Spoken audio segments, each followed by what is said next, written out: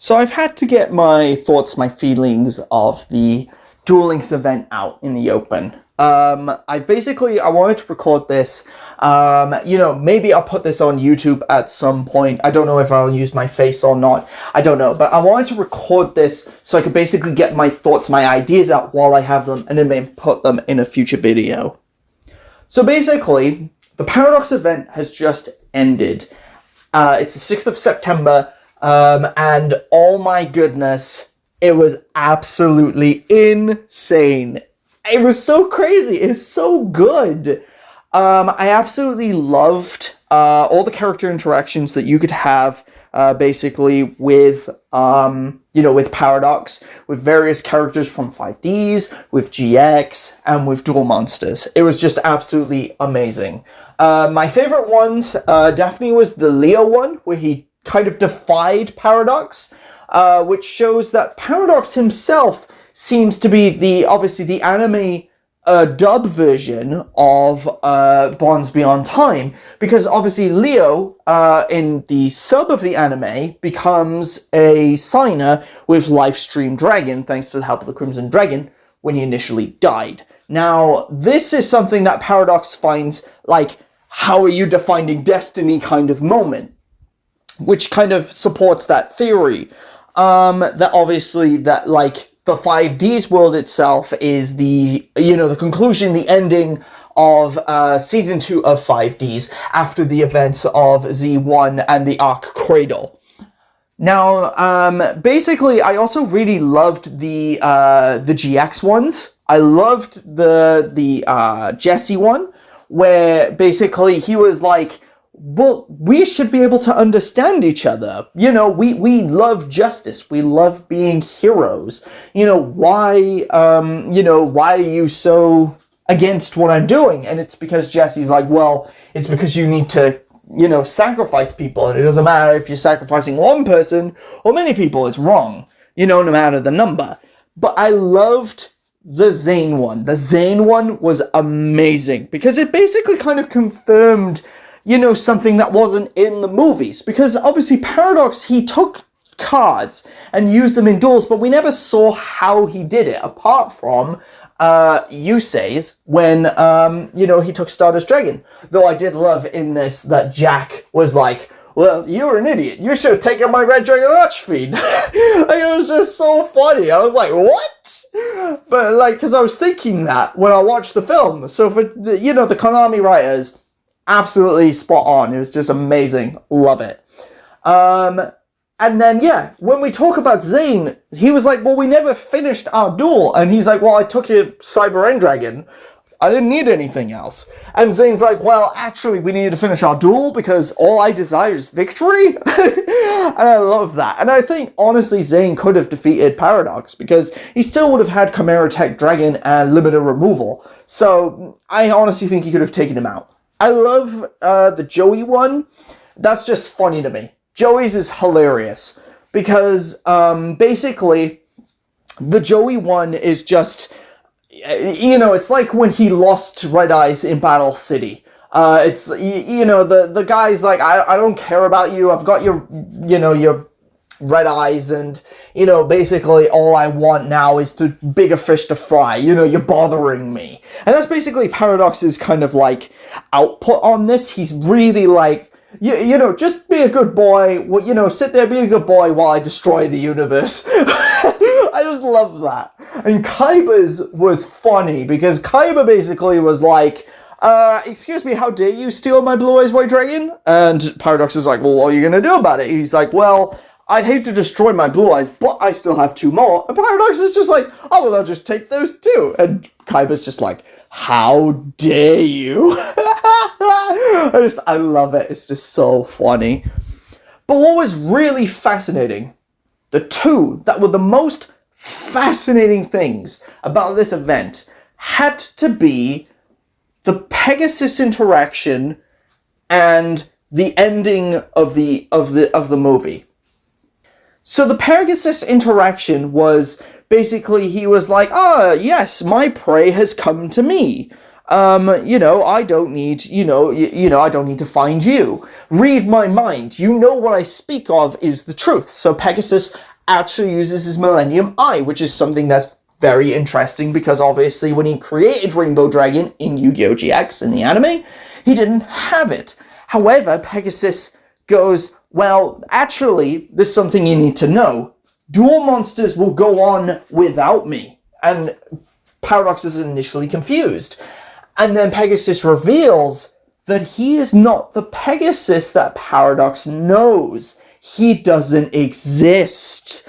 Which actually is basically a massive, whoa, oh my goodness moment. And then Paradox gets angry. He's confused. He's frustrated. He's like, wait, are you saying there's a multiverse? Which is hilarious because recently me and Larry, we've been watching the Marvel movies.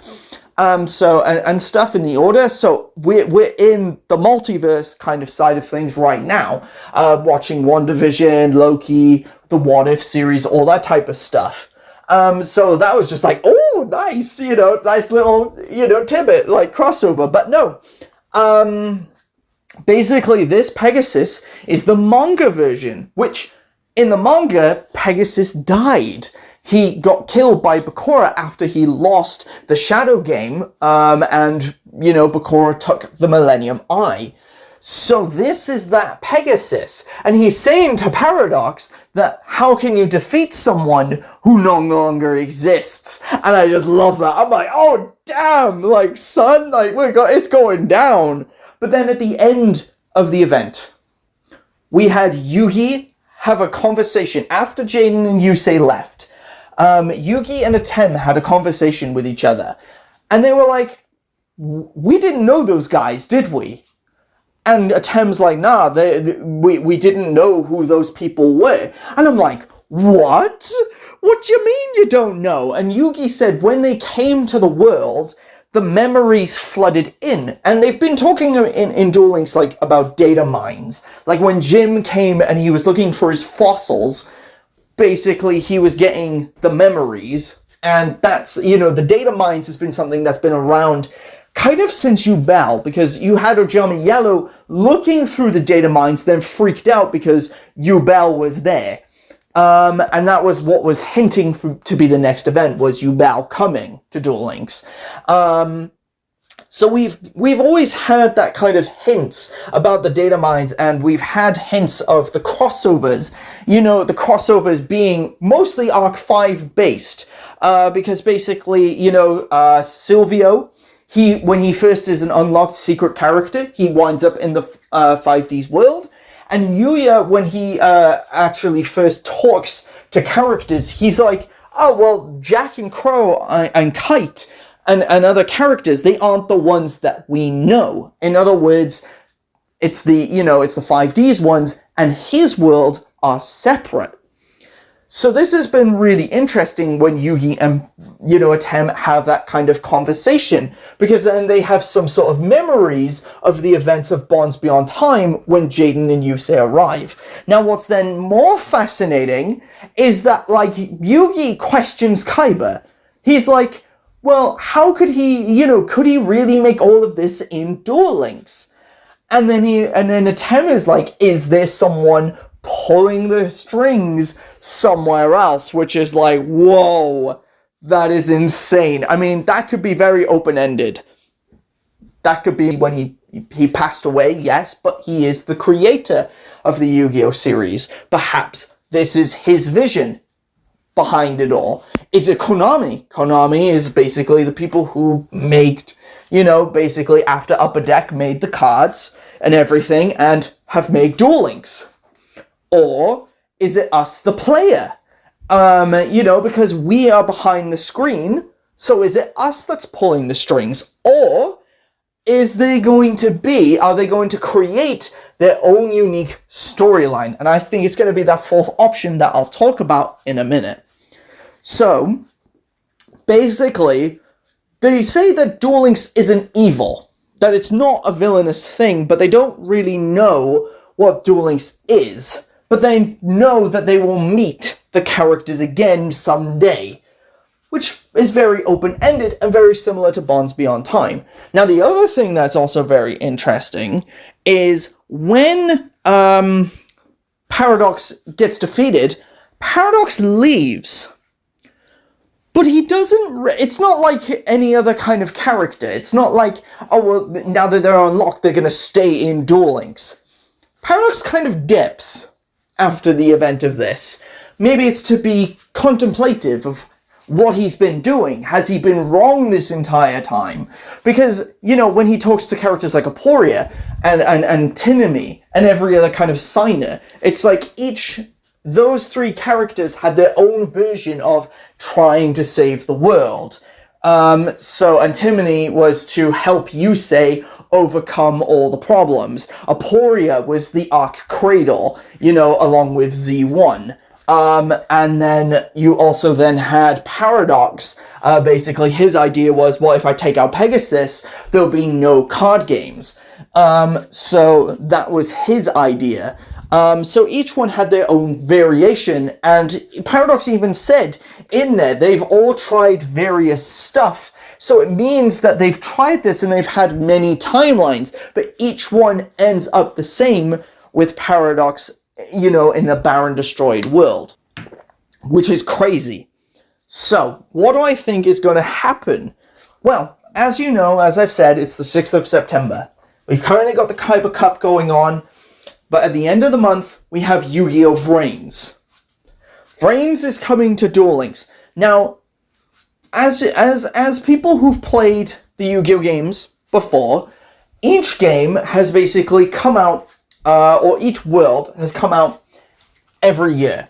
So, for example, after the 5Ds world, it was basically once a year that the next world would come. So it was the Zexal world, then it was the Dark Side of Dimensions, then it was Arc 5, and now Vrains is coming. I don't think Rush Duels, I don't think, Sevens is coming, but that, we're very open-ended of what could come next year. And I think I know what it could possibly be. This is my predictions. Let's see if I'm right next year. So, here's what I think is going to happen. Basically, Yuya has been talking about other characters from different dimensions. When Yusei and Jaden came to the Duel Monsters world in this event, basically they said that they could travel by the gates, not the Crimson Dragon, which means that the gates are basically where all the characters kind of reside. And at the end of the Yu-Gi-Oh! Vrains series, Playmaker is looking for Ai. Do I think that, Playmaker is going to be the initially unlockable character in Duel Links? I'm not too sure on that, actually. I think that it could be the character who uses the Marincess and Trickstar monsters, Blue Angel. So I think she's going to be the initial character, and in a way, it would make sense for her to be the initial character, because she'd be like, hey, I can be on Duel Links, and all my fans can see my duels. Maybe it could be the Goki user. He is like some sort of champion, so he could be the guy that is officially initially locked, and then Playmaker could either be a character that we unlock later on in the gates, or Playmaker himself could be the secret character. Maybe Ai is the secret character, because Ai, after he disappears, Playmaker is looking for him. So it's possible that he is the secret character, and that he left the Vrains world and went into Duel Links, because they do duel somewhat in the internet, in this other dimension. That could be Duel Links. So, with all these things in mind, I think that what's going to happen next year is going to be a massive crossover event with possibly Konami creating their own OC character or organization, bad guys, that will take on the protagonists, or each, the protagonists will have to work in a team of groups to defeat these villains. Now, here's what I'm thinking. So basically, like this event that has just gone, in the Paradox event, you could go to the 5Ds world, you could go to the GX world, and you could go to the Duel Monsters world. So, I'm thinking that this will be an event that all the characters will be able to be used. But in this storyline, I think Yuya from Arc 5, he's the protagonist, is going to be the spearhead. He's going to be the head of the table of this storyline. Why do I think this? Well, basically, he has a lot of experience in his own storyline of different dimensions. Also, Akaba, or Reiji, I can't quite remember his name, the guy who uses the DDD monsters, he's saying there's a war coming. Now, that could mean anything. That could mean that could be, Yuri and, Duel Academy, the Fusion Dimension, attacking 5Ds. But that could also mean that he may know something that we don't. Truman, also in GX, even though he hasn't been added to the game yet, was added, some dialogue at the end of the the Yu-Gi-Oh! GX storyline with Jade and Yubel fusing in Season 4. The other thing is that currently in Zexal, we have the Baryon world, coming into Duel Links randomly, and Trey being like, well, these chronomalies have randomly appeared, could these have come from a different dimension?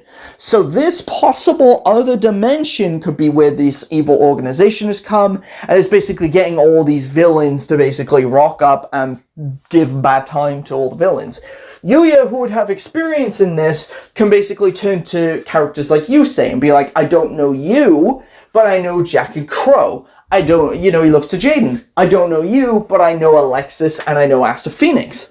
And then he could also look at Yuma and be like, I don't know you, but I know Kite. So that could definitely be something. And then he could look at Yugi and Playmaker and be like, well, I don't know who you guys are. No idea. And then we could actually maybe get some answers of what happened in Arc 5 when all the worlds split into 4 different dimensions. So possibly that could be something, it could be that because people were rumoring and people were theorizing that Kaiba could be the villain of the Arc 5 world. Maybe that could be implemented here. Or it could be that, the worlds cease to exist. Yusei and Paradox, because I think Paradox would come into this event, would rock up and be like, well, we need answers. Are you from a dystopian future? Paradox, are they from your dystopian future? Like, what is happening? Because obviously, Yuma, Yuya, and Playmaker are all characters from different, they're from different worlds. And we have no idea if they're connected at all to Paradox. Whether they are or not is going to be fascinating.